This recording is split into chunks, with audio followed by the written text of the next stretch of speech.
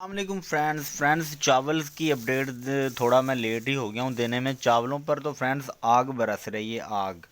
और 2200 से ये तोड़ा चला है, ठीक है, बल्कि और भी कम था।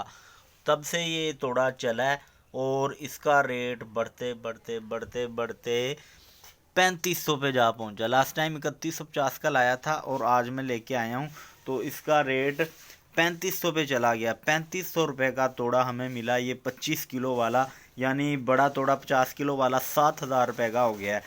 तो फ्रेंड्स अगर 3500 को हम तकसीम करें 25 से तो हमें 140 रुपये किलो चावल हमें पड़ रहा है। अब हम इसको सेल कितने का करें, आप लोग ही बताएं।